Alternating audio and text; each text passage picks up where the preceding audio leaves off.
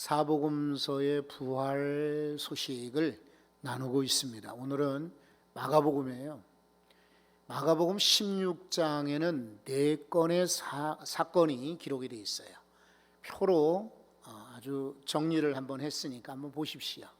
첫 번째 사건은 여인들이 예수님을 찾아온 그런 내용으로 되어 있어요. 무덤에 찾아왔더라.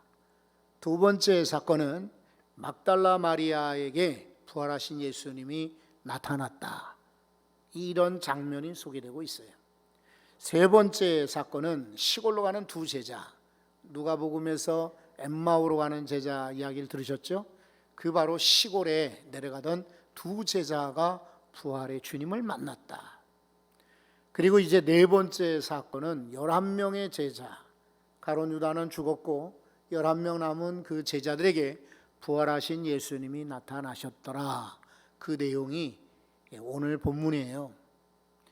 여기 보면 예수님이 부활하시고 제자들에게 나타나셨을 때에 보통 같으면 사복음서에 마태나 마가나 또 요한복음, 누가복음 이런 데에서는 이 마가복음 빼놓고 다른 복음서에서는 다 너희에게 평안이 있을지어다, 평안을 인사를 하십니다. 원래 유대인들이 살롬 하는 이 평안을 비는 인사를 자주 하죠. 그런데 오늘 여기 성경 마가복음에는 그런 인사말은 빠졌습니다. 마가복음이 원래 성경 내용도 작고 그리고 지금 중요한 대목만 골라서 적었기 때문에 그런 인사말이 빠진 줄 압니다. 첫 번째 인사말 빼고 일성, 첫 번째 음성이 뭐냐 하면은 14절 우리가 읽었잖아요. 그 후에 11제자가 음식 먹을 때에 예수께서 그들에게 나타나사, 그 다음 구절을 읽어보실래요? 그들의 믿음 없는 것과 마음이 완악한 것을 꾸짖으시니 이는 자기가 살아난 것을 본 자들의 말을 믿지 아니함일러라. 예수님께서 꾸짖으시는 거예요. 책망하시는 내용인데 뭘 책망하십니까? 너희 가운데 믿음이 없구나. 믿음이 없는 것을 책망하시는 거예요. 여러분, 여기 우리 지난주에 나눴던 엠마오로 가는 두 제자에게 누가복음 24장 25절에 이렇게 책망하십니다. 이르시되 미련하구나. 그리고 선지자들의 말한 모든 것을 뭐라고 하십니까? 마음에 더디 믿는다. 더디 믿는 자들아. 이렇게 지적하시고 책망하셨어요. 또 하나 도마에게도 요한복음 20장 27절에 보시면 도마에게 이르시되 내 손가락을 이리 내밀어 내 손을 보라. 그리고 내 손을 내밀어 내 옆구리에 넣어보라. 그리하여 믿음 없는 자가 되지 말고 믿는 자가 되라. 이렇게 도마에게도 책망하셨습니다. 원래 주님은 책망을 잘 안 하시는 분이에요. 책망보다는 위로하시고 격려하시고 칭찬하시고 이렇게 축혀 세우시는 분이에요. 그러나 믿음에 관하여서는 예외가 없어요.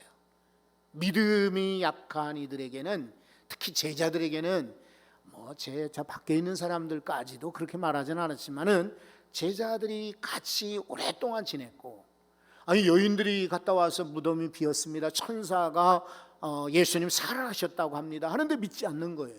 막달라 마리아가 와서 저 오다가 길에서 부활하신 예수님 만났어요 해도 믿지 않는 거예요. 시골 갔다 엠마오로 갔던 제자들이 돌아와서 우리들이 예수님 만났어요 라고 해도 믿지 않는 거예요. 그러니까 예수님이 답답하셔가지고 믿음이 없는 자들아 라고 책망하시는 거예요. 요한계시록에 보면은 3장 19절에 무릇 내가 사랑하는 자를 책망하여 징계하노니, 어떤 사람을 책망합니까? 사랑하는 자라 그래요. 아예 상관없는 이 같으면 예수님이 책망 안 하실 거예요. 그러나 사랑하는 자에게 책망한다라고 말씀하십니다. 그러므로 내가 열심을 내라, 회개하라, 이렇게 계시록에도 말씀하십니다. 그러니까 주님은 제자들이 지금 모여서 식사를 하고 있거든요. 음식 먹고 있는데, 얘들아 너 뭐 먹고 있냐? 아니 너는 왜 이렇게 조금만 먹니? 이거 가지고 안 되지. 너희 스승이 죽었다고 이렇게 낙심하지 말고 많이 먹고 좀 건강하길 바란다. 표정이 왜 저러냐? 여러분, 이 제자들의 근황이나 제자들의 상태에 대해서 지금 말씀하지 않습니다. 너희에게 믿음이 없구나. 믿음에 대해서 관심을 가져요. 여러분, 저는 여러분에게 도전합니다. 우리는 사람들 만날 때 외모나 그 사람의 재력이나 그 사람의 환경이나 그 사람의 가지고 있는 그런 타이틀에 관심이 많습니다. 그럴 수밖에 없겠죠. 그러나 믿음의 성도들은 그런 것보다도 그 안에 저분이 믿음이 있는지 보셔야 돼요. 누구랑 파트너를 하거나 해도 믿음이 있는지 보셔야 돼요. 어디 가서 식사를 하거나 물건을 살 때에도 상점의 점원을 만날지라도 권하셔야 돼. 교회 다니시느냐? 우리가 자녀들 보면은 자녀들이 뭘 먹고 있는지, 어떻게 입는지, 누구를 만나는지, 공부는 하는지, 회사에서는 문제가 없는지 거기에 아주 관심들이 많습니다. 질문들을 많이 하죠. 그런데 어른들은 당연히 물론 그 교우 관계나 그들의 학업이나 그들의 진로나 그들의 일에도 관심을 가져지면, 요즘 교회 잘 나가고 있어? 요즘에 성경에서 어떤 말씀이 좀 도전이 되더냐? 너 지금 어려운 줄 알고 있는데 그래도 기도하라. 기도해야 돼. 여러분, 이 믿음에 관하여 관심 갖고 주목하시기를 바랍니다. 그 다음에 예수님이 이 제자들에게 사명을 주셨어요. 어떤 사명인지 15절 한번 보십시오. 또 이르시되 너희는 온 천하에 다니며 만민에게 복음을 전파하라. 여기 세 단어에 주목을 하게 됩니다. 첫 번째는 온 천하에 다니며, 가만히 앉아 있지 말고 다니라는 거예요. 그런데 온 천하라고 말씀하십니다. 우리는 우리 동네도 우리 지역에도 서울이나 가까운 부천이나 광명이나 안양에도 복음 전할 사람 많은데요 할지 모르지만은, 지금 코로나 때에 가까운 데에도 물론 우리가 관심 갖게 되지만은 이게 참 어려운 때이지만 그래도 복음을 전하는 기회의 때이기도 합니다. 지금 온라인으로 얼마든지 복음을 전할 수가 있습니다. 그래서 우리 예배 시간에 설교도 압축을 해서 3분 메시지로 나누고 있습니다. 여러분 전하시기를 바라요. 비록 어떤 사람에게는 3분이 순식간에 지나갈 수 있지만은, 그런 말씀을 통해서 은혜 받고 변화 받는다면은 3분이 영혼을 살리는, 영혼을 살게 하는 놀라운 시간이 될지도 모릅니다. 만민에게 한두 사람이 아니라 온 세상 사람들에게. 그 다음에 무엇을 전파라고 합니까? 어디 가면 물건 싸더라. 땅이 아주 참 기가 막힌 개발지에 땅이 있다더라. 이 학교를 보내면 아이가 잘 될 수 있다. 저 병원에 가면 용한 의사가 있다. 이런 거 전파하는 것이 아니라 우리에게 명령하시는 사명은 복음을 전파하라. 여러분, 이 부활의 복음, 놀라운 생명의 복음, 나를 살리고 그 영혼을 살리는 이 귀한 부활의 복음을 널리 전파할 수 있기를 바랍니다. 그런데 예수님은 그냥 제자들을 보내시지 않았어요. 능력을 주셨어요. 그리고 감당할 만한 힘을 주셨어요. 언제나 주님은 그러신 분이에요. 그냥 무작정 나가 전하라, 그냥 일해라 하는 분이 아니라, 일하는 일꾼에게는 먹을 것과 심을 것을 주시지요. 봉사하는 이들에게는 힘을, 능력을 주시지요. 그런 거로 오늘 이 제자들에게 어떤 능력을 주셨는지를 한번 살펴봅니다. 자, 17절에 믿는 자들에게는 이런 표적이 따르리니, 표적, 기적을 말해요. 이런 놀라운 은사를 이제 주실 거라고 약속하세요. 5가지거든요. 자, 그들이 내 이름으로 무엇을 쫓아냅니까? 귀신을 쫓아내며. 지금 귀신이 어딨어 이렇게 말하는 사람 있습니까? 눈에 보이지 않지만은 악한 영입니다. 이 악한 영이 지금도 우리에게 예배를 못 드리게 하지요. 기도를 못하게 하지요. 때로는 경건하지 못하게 하지요. 때로는 또 주의 일보다는 세상 것에 관심 갖게 하지요. 악한 영들이 얼마나 반대하는지 몰라요. 아브라함이 순종하여 하나님께 참 헌신하려고 할 때마다 가뭄이 오지 않습니까? 적들이 반대하지 않습니까? 이삭이 가는 데마다 잘 되니까 시기하는 이들이 우물을 빼앗고요. 여기도 우리 땅이야. 여기는 우리 부모님 때문에. 그러니까 이삭도 옮겨 다니지 않습니까? 여러분, 요셉이 처음부터 형통한 인생이 되었습니까? 형들에게 미움받았죠. 그리고는 종살이 했죠. 옥살이 하게 되죠. 그 다음에 나중에 성공하게 되었습니다. 악한 영들은 구약이나 신약에서나 과거 역사에 어느 때든지 우리 앞에 나타나서 믿는 이들에게 힘을 빼는 거예요. 바람을 뺍니다.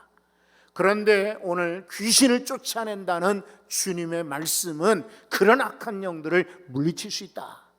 두 번째 놀라운 표적은 뭐냐면 새 방언을 말하며 라고 말하고 있습니다. 이것은 누구에게든지 새 방언이나 룰루랄랄랄라 하는 방언이 아니라 이것은 누구에게든 말로 제압하고 대적할 수 있는 능력을 말해요. 여러분, 우리 주변에 보면은 믿지 않는 사람들 가운데, 반대하는 사람들 가운데 말 잘하는 사람들 많아요. 기가 막힌 사람들 많습니다. 그런 이들에게 어떻게 그냥 단순하게 전하여 말할 수 있을까요? 안 됩니다. 그렇죠? 그러나 여기 정말 하나님께서 새 방언을 주시듯이 우리의 마음속에, 머릿속에, 음성 가운데 놀라운 그런 말솜씨를 주신다고 약속하십니다. 그러니까 우리가 이런 주님의 능력 받아서 혹시 내가 말이 좀 서툴러도 성령께서 내 음성과 함께 하시면 역사가 일어나는 것입니다. 세 번째 기적이 뭔지 아세요? 세 번째 기적은 뱀입니다. 뱀을 집어 올리며, 이 뱀은 뭐냐면 역시 적대자를 말합니다. 뱀은 성경에 긍정적으로 쓰여진 적이 없습니다.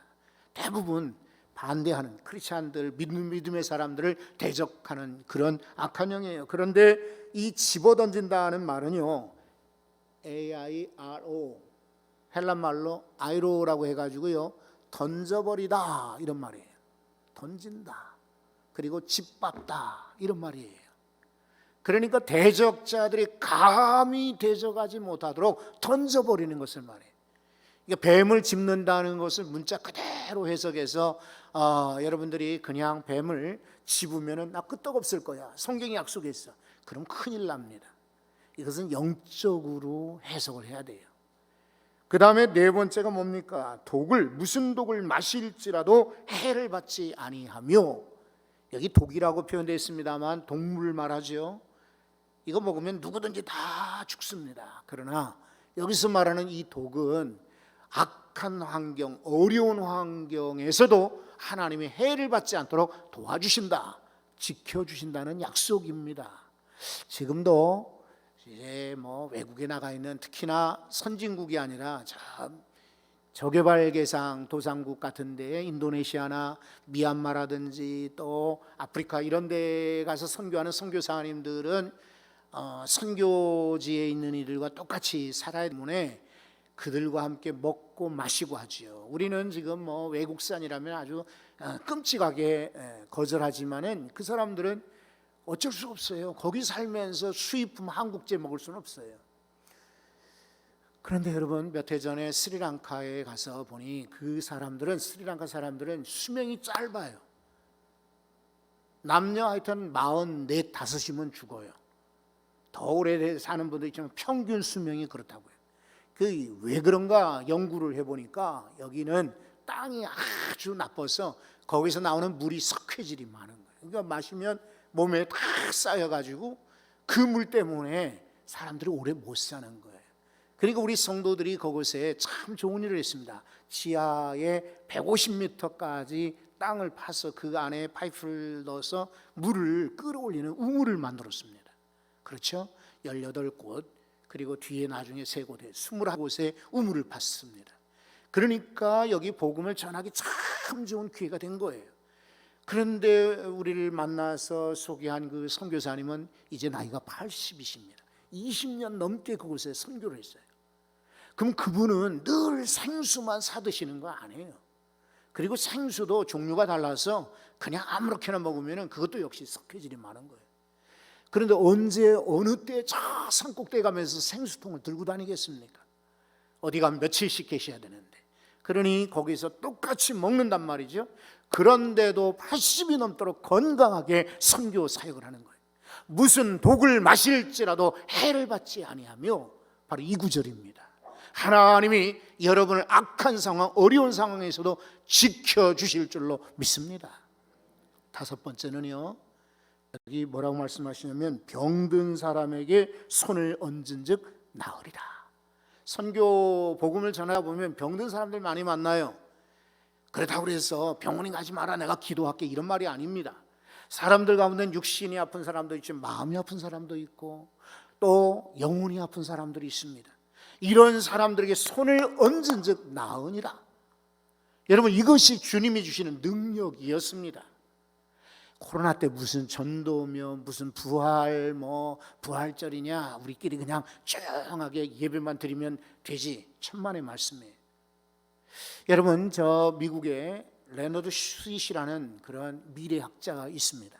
개인적으로 제가 미국의 신학교에 다닐 때에 먼저 총장이었던 분이십니다. 이분이 제가 입학하고 입학식 끝나고 나니까 뚜루 유니버시티라고 남부의 아주 큰 대학의 대학원장으로 옮겨가셨어요. 그래서 수업을 같이 들을 기회는 없었지만 레너드 스윗 박사 이분이 교회를 4종류로 소개를 했습니다. 첫 번째 교회, 미셔널 처치, 선교하는 교회다. 초대교회처럼 막 나가서 복음을 전하는 교회. 두 번째는 이게 미니스트리 처치라고 해서 사역하는 교회. 기도회도 하고 음악회도 하고 성경 통독도 하고 필사도 하고 우리가 여러 가지 사역을 하죠. 이제 지금은 코로나 때문에 많이 제한되었지만은 병원 사역하고 또 군선교 사역하고 여기저기 사역하는, 이런 사역하는 교회. 여기까지는 그래도 괜찮은 교회. 선교도 하고 사역도 하면. 세 번째 교회는 메인테너스 처치, 관리형 교회란 말이에요. 그러니까 주일날만 문 열어서 성도들 오게 하고 주일이 지나면 문을 다 닫아버리는 이런, 그리고 성도들이 와서 예배만 드리도록 청소하고 관리하고 그런 관리형 교회. 네 번째 교회가 더욱 심각합니다. 뮤지엄 처치. 뮤지엄은 박물관을 말하지요. 박물관은 어떻습니까? 표 사가지고 그냥 한 바퀴 씩 돌면 되는 거예요. 누군가가 소개해주면 그 소개를 듣고 그냥 가만히 구경하다가 나오면 돼요. 교회도 마찬가지. 우리가 찬양도 하고 성경 교독도 봉독도 우리가 나눠서 하고 할 수만 있으면 교독문하고 신앙 고백하게 하는 이유가 있습니다. 성도들이 그냥 가만히 와서 침묵하고 입도 뻥끗하지 않고 그냥 돌아가면 안 돼요. 이런 뮤지엄 처치, 박물관 교회가 되고 말아요. 성도 여러분, 우리는 선교하는 교회가 돼야 돼. 사역을 하는 교회가 돼야지. 가만히 있으면 안 돼요. 근데 지금 코로나 때문에 많은 교회들이 박물관 교회로 변하고 있어요. 아니면 그냥 지키는 교회로, 그냥 관리형 교회로 끝나고 있어요. 그러면서 전도하자 그러면은 아이고 무슨 전도냐 그래. 여러분, 그렇지 않아요. 이제 미국의 미시간주라는 데에 있는데 벙어리 장갑을 보면 이렇게 생긴데 이렇게 중간 지점에 있는 동네가 배틀 크릭이라는 그런 동네가 있어요. 이 배틀 크릭에 요양원이 있어요. 배틀 크릭 센트럼이라고 해서 제법 큰 요양병원이 있는데 이 요양병원에 오랫동안 책임 의사로 있는 사람이 있어요. 이 사람이 존 하비 켈러그라고 하는 인물이에요. 사진 오른쪽에 나와 있는 이 사람이 이제 한 60년 가까이 요양병원의 책임 의사로 있어요. 그리고 그 옆에 있는 사진이 동생입니다. 그런데 이 형이 요양원에 이 요양병원은 그냥 노인들, 할아버지, 할머니들이 가는 곳이 아니라 옛날에 폐결핵이 많았죠. 그리고 이런저런 정신질환도 많았고 하니까 가서 쉬게 하는, 명상하게 하고 예배하게 하고 이런저런 체조하게 하는 그런 요양원 성격의 넓은 리조트였어요. 그런데 어느 날 환자들에게 식사를 제공하려고 하는데 식당에서 연락이 옵니다. 켈러그 박사님 큰일 났어요. 반죽이 좀 이렇게 잘못된 것 같아요. 이거 어떻게 하면 좋아요? 근데 어마어마하게 많은 양의, 이 사람이 안식교의 배경을 가지고 있었어요. 그래서 육식을 안 하고 다니엘서에 나와 있는 것처럼 채식 위주로만 환자들에게 주었어요. 그리고 종교적인 신념에서 그렇겠지만은 육식을 하게 되면 사람들이 이제 막 정욕이 일어난다 해가지고 채식만 나눠주게 했습니다. 그러니까 여러 가지 곡물을 가지고 죽을 끓여서 스프로 해서 줘야 되는데 그날따라 반죽이 잘못된 거예요. 그래서 딱딱하게 굳었어요. 그러니까 이 켈러그 박사가 아니 이거 먹어보니까 영양은 그대로 있는 것 같으니까 환자들에게 나눠주세요 했던 거죠. 환자들에게 그걸 나눠주었는데 환자들마다 처음에는 왜 죽이, 이 물은 죽이 아니라 이게 딱딱하지? 그런데 그걸 먹어보니까 괜찮은 거예요. 영양도 있고 배도 부르고. 그리고 사람들이 그걸 자꾸만 찾는 겁니다. 그러니까 유명한 그때 최초로 시리얼이 나오게 된 거예요. 근데 그 병원, 요양원에 C.W. 포스트라고 하는 사람이 있었는데 이 사람이 역시 정신 좀 이렇게 문제가 있어가지고 요양차 그곳에 갔어요. 이 사람은 엔지니어이고 그리고 부동산 개발업자였는데 너무 일이 많다 보니까 막 신경 쓰는 신경쇠약 때문에 요양원에 들어간 겁니다. 그런데 시리얼을 먹어보니까 기가 막히거든요. 그러니까 켈러그 박사를 찾아가는 거예요. 선생님, 제가 공장을 운영을 하고 있습니다. 그리고 사업가입니다.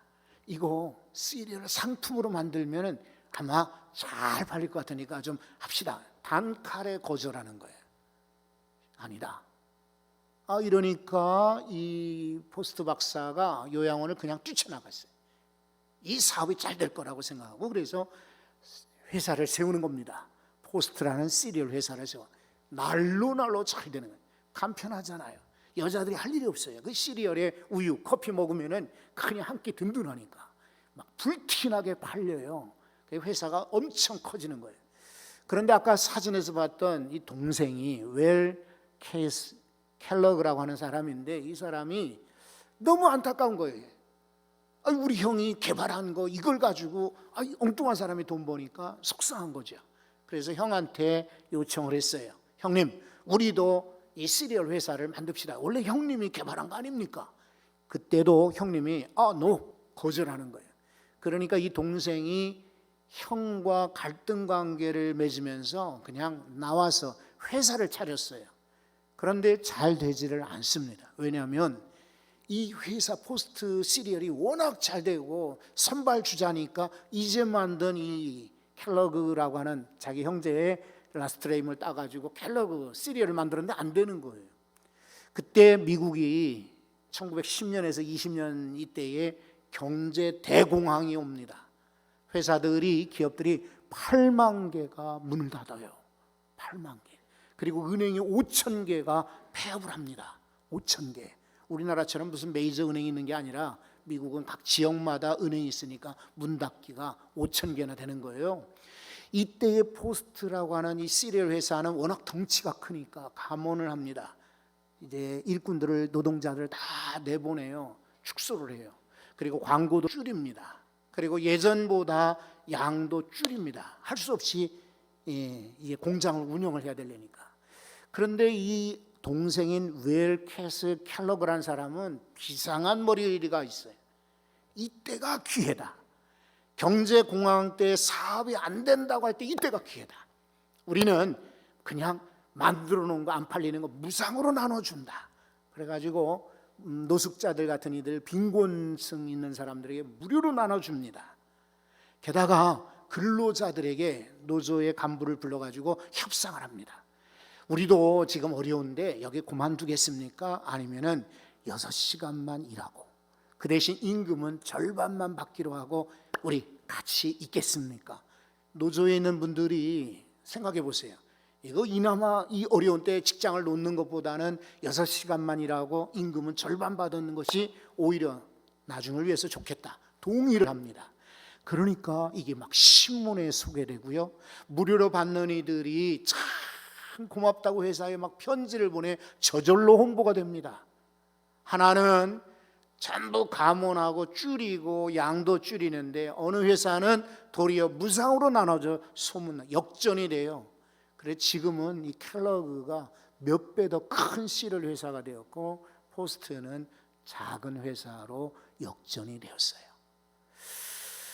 여러분, 역사에 이런 회사 이야기를 하는 것은 어쩌면 이런 코로나 같은 위기의 때가 우리에게는 기회일지 모릅니다. 원래 위기라는 한자는 위험과 기회가 합쳐진 말 아닙니까? 위험만 보는 사람은 안 돼, 조심해야 돼, 이때는 그냥 가만히 있는 게 상책이야 라고 하겠지요. 그러나 기회를 바라보는 사람은 아니야, 남들이 잠잠하고 남들이 조용한 이때가 오히려 기회다라고 여기겠죠. 어느 편을 고르시겠어요, 여러분? 위험하다고 보신주의로 그냥 웅크리고 있겠어요? 아니면 이때다라고 일어나시겠어요? 너희는 온 천하에 다니며 기가 막힌 세상이 되었습니다. 우리가 비행기를 타거나 다른 교통수단이 아니어도 얼마든지 이제는 미디어를 통해서 복음을 전할 수 있는 최고의 기회를 맞이하고 있습니다. 만민에게, 한두 사람에게 여러분 제한하지 말고 모든 사람에게 복음을 전하는. 예전에 중국의 소도시에 갔는데요, 관광객들이 오는 곳이 아닙니다. 호텔 로비에 이렇게 텔레비전을 보는데 우리나라 대장금이 나오더라고요. 몽골에 갔을 때도 보니까 호텔에 한 3채널이, 몽골의 TV 채널 몇 개 되지 않거든요. 근데 3채널이 한국 드라마를 하더라고요. BTS 같은 그런 놀라운 뮤지션들은 전 세계에 지금 퍼져 있습니다. 우리나라 리포터가 페루 저 산골에 갔는데 너희들 코리안 본 적 있느냐? 코리안 한 번도 못 봤대. 코리아. 그런데 그 아이들이 강남 스타일 춤을 추더라고요. 여러분, 지금은 우리가 가지 않아도 얼마든지 복음을 전할 수 있는 놀라운 축복의 기회입니다. 부활절을 앞에 두고 침묵하지 말고, 우리가 말하지 않으면 돌들로 떠들게 할지도 모릅니다. 잠잠하지 말고, 안 된다고 포기하지 말고, 오히려 이때가 기회다. 복음을 전하는 부활의 증인이 되시기를 바랍니다. 거룩하신 하나님, 부활절 이제 앞으로 2주 남았습니다.